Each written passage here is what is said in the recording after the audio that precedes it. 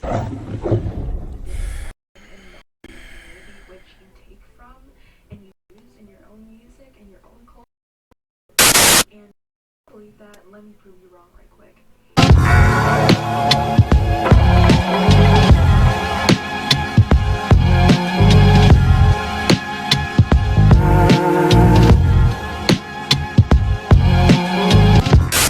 Let me tell you something probably most of you don't know.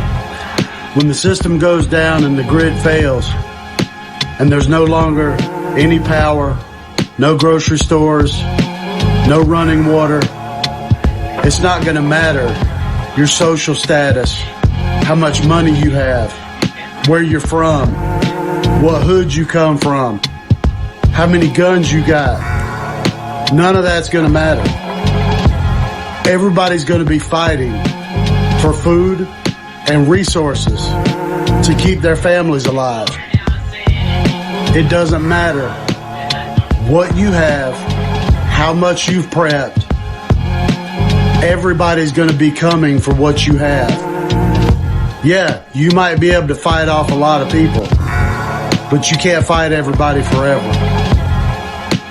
This is going to be a nightmarish hell on earth. This is going to be a nightmarish hell on earth. This is going to be a nightmarish hell on earth. Shalom, shalom, Israel. First and foremost, I want to give all honor, glory, and praise unto Yahawah, Ba'ashem, Yahawashi, Ba'ashem, Wakwak, show honor to the elders and apostles, great millstone, shalom to mighty Akim, Wa'akwafim, who are diligently waiting to be delivered from this final captivity, as well as a speckled bird that may look like the other nations, but are actually Yasharallah. This is Brother Kawakaw coming at you with another lesson. Today, let's start off with, let's just start with this. Second Ezra, chapter 16, verse 33. The virgin shall mourn, having no bridegrooms. The women shall mourn, having no husbands. Their daughters shall mourn, having no helpers. Let's also get 34. In the war shall their bridegrooms be destroyed, and their husbands shall perish of famine. So this is the main thing here, where there's going to be wars, and we're already at the point where there's going to be wars, and or where we hear of rumors of wars. And then in addition to that, we also have the growing concern, I guess that's a better term to use, of famine. Obviously, there's no lack of food, or there's no announcement of lack of food thus far, but there was a decrease in food banks, excessive food, a less amount of excess food being made for food banks, as well as I forgot, I think it was a farm or something got burnt down.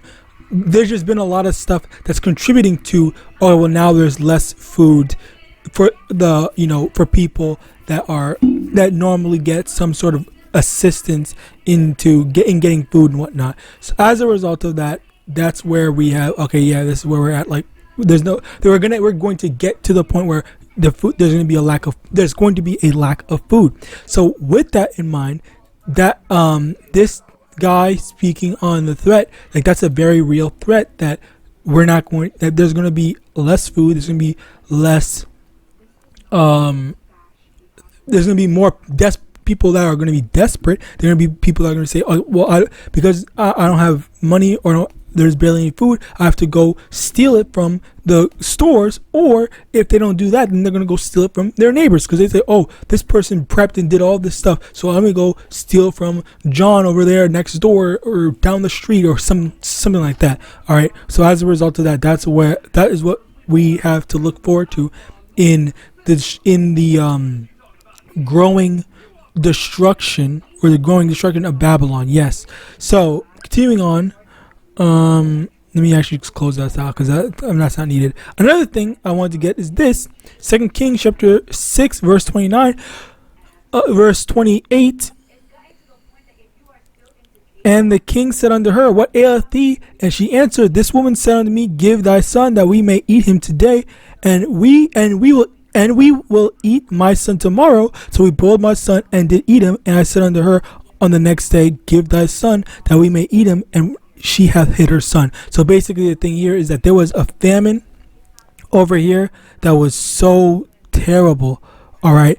And then as a result of that, people were cannibalizing their children. All right. So this is a very terrible thing. And if you think that the people are not going to go turn into cannibals when famine hits, then you have another thing coming, because there's already people. There was this one video I saw where the people, this guy, he was offering, hey, free samples of human meat and whatnot, but it wasn't actually human meat. It was I think it was just beef or something like that. But he was saying, hey, everyone, free samples, human meat and whatnot, and people were actually saying ew, and then they just went and ate it anyway, like a bunch of idiots. Like it just didn't make any sense to me. That how are you going to say that ew, that this doesn't look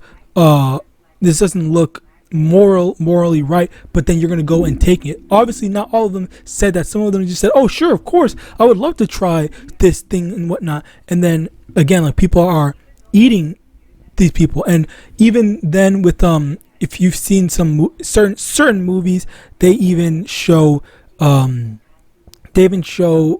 that's a reoccurring thing in these apocalyptic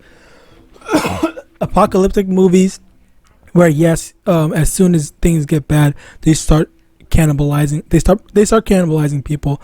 And again, that's extremely, like, I will probably throw up if I keep that going. But basically, you get the point where, then people, if there's not going to be any food, so then as a result of that, then there are people are going to have to say, okay, well, let's find something else. Let's find another method and whatnot. So the next method is human meat and whatnot, and then that's what they do.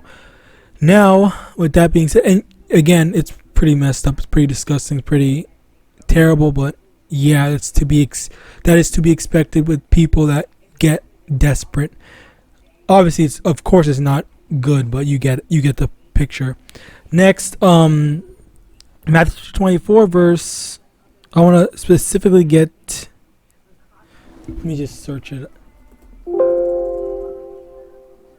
Okay, so Matthew 24 verse 7: For nation shall rise against nation, and kingdom against kingdom, and there shall be famines and pestilences and earthquakes in diverse places. Basically, once again, this is a part of, verse 8, all these are the beginning of sorrow. So as the famines and the wars start to happen and sicknesses, then that's when we're going to know, okay, we're just that much closer to the end. So Yahawadah, we're going to see the end a lot sooner. All right, Yahawadah. Next, Isaiah chapter 65 verse. I want to start verse. Let's start verse 13. Therefore, thus saith the Lord Yahweh, behold, my servant shall eat, but ye shall be hungry. Behold, my servant shall drink, but ye shall be thirsty. Behold, my servant shall rejoice for joy, but ye shall be ashamed. Behold, my servant shall sing for joy of heart, but ye shall cry for sorrow of heart, and shall howl for vexation of spirit. So yeah, basically the thing here is that when these trying trials come, then that's when we are Yahawadah, the Lord, fate shows favor to the elect. Lord willing, I'm part of them. What's going to happen is that the Lord's going to feed his servants. And even then, what was it? What was his name? It was Elijah fed by. Over here, I hate when this happens, but over here,